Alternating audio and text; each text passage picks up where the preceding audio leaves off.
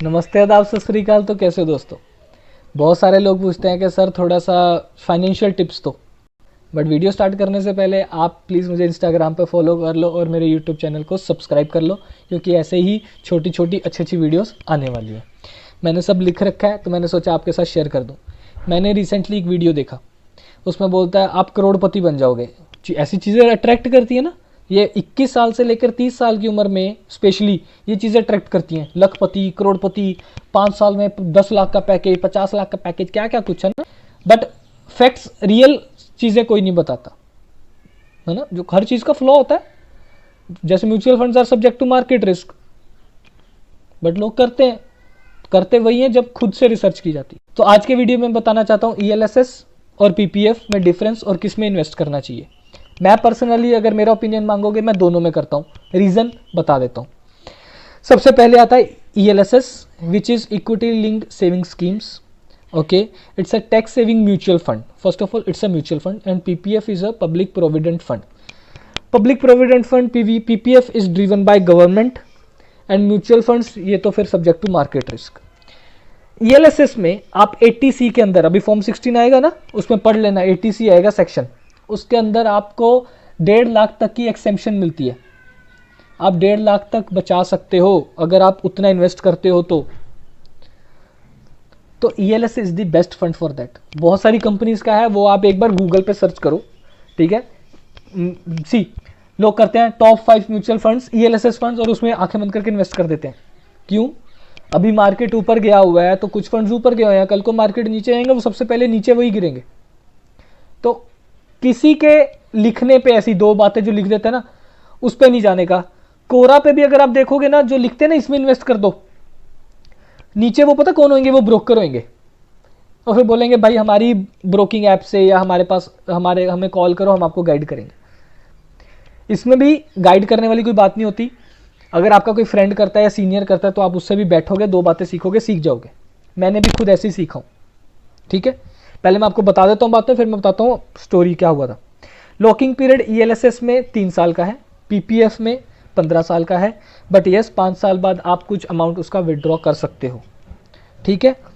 PPF में आपको fixed return मिलते हैं क्योंकि ये गवर्नमेंट ड्रिवन है, और उसमें जो ELSS है ये मार्केट ड्रिवन है।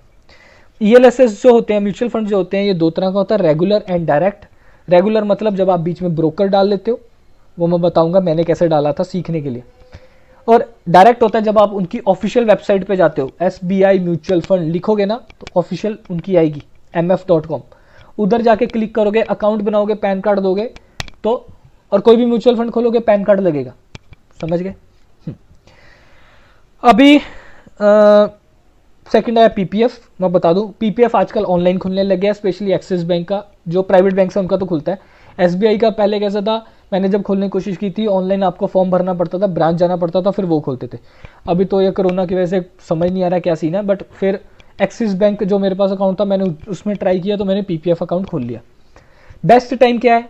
एक्चुअली बेस्ट टाइम ये होता है, आप शादी से पहले सब कर लो, 25 साल से पहले आपको एक्चुअली जब जॉब लग जाती है ना, अभी आप वर्क फ्रॉम होम कर रहे हो, अच्छी खासी सैलरी बचा रहे हो ना, तो आपको मंथली 10,000 रुपीज़ आपको इन्वेस्ट कर देना चाहिए। मेरे अकॉर्डिंग मैंने किया था, 8,000 से स्टार्ट किया था, ठीक है।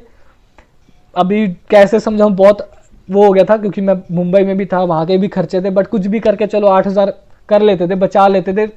फिर इन हैंड मैं बोलता हूँ, सेविंग अकाउंट में दिखता कुछ नहीं था, बट ठीक है, एक तरह से साइड सेविंग होती थी, क्योंकि ये चीज़ें मुझे हेल्प करी थी जब मेरी मैरिज हुई थी।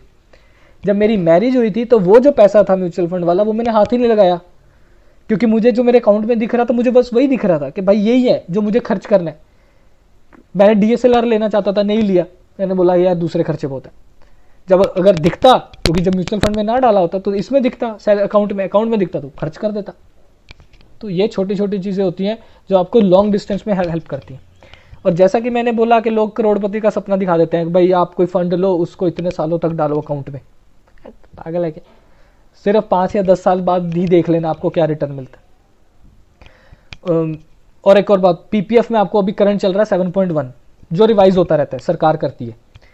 ELSS जो मैं बोल रहा हूँ, उसके अंदर आपको 10 से लेके 12-13 तक मिल जाता है।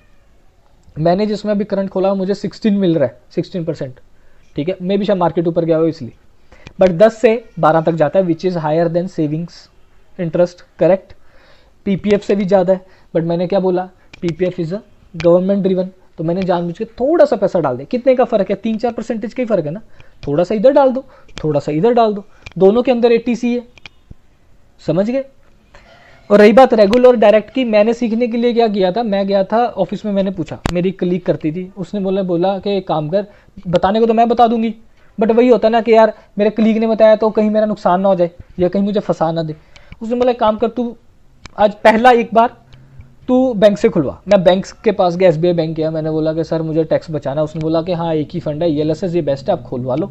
उसने मेरा खोल दिया, अब वो बीच में बन गया ब्रोकर। एसबीआई का म्यूचुअल फंड खोला है, बट मैंने एसबीआई ब्रांच में जाके खोला है, तो वो बंदा को कमीशन मिल गया ना, उसके पॉइंट्स बन गए या तो कह लो, तो उसको बोलते हैं रेगुलर। फिर उसके बाद मैंने बाद में जब म्यूचुअल फंड्स खोले, मैंने डायरेक्ट वेबसाइट पे खोले। तो उससे क्या नुकसान होता है, डायरेक्ट वेबसाइट्स खोलने नुकसान, फायदा तो हुआ कि आपका वो ब्रोकरेज चार्ज बच गया। फायदा नुकसान क्या हुआ कि आपको अब हर कम वेबसाइट का, आईसीआईसी का, एचडीएफसी का, अपनी वेबसाइट पे जा जाके लॉगिन बना लिया, आपके बहुत सारे लॉगिन बन गए। तो उसके लिए क्या करो, माई कैम्स करके एक एप्लीकेशन है, उधर जाके सिर्फ पैन कार्ड डालो, आपका सारा जितना भी आपने खोला होगा उधर दिखने लग जाएगा, समझ गए। और एक एक्सेल शीट बना लेना, ये भी बात याद रखना, एक एक्सेल शीट बना लेना, जिस दिन आप कोई भी अकाउंट खोलो एक्सेल शीट में डाल देना, मैंने इस दिन ही ये अकाउंट का वो एसआईपी इतनी अमाउंट का खोला था, क्योंकि कल को जब आप टैक्स भरोगे ना, तब आपको काम आएगा, यार मैंने एक साल में कितना इन्वेस्टमेंट कर दिया था।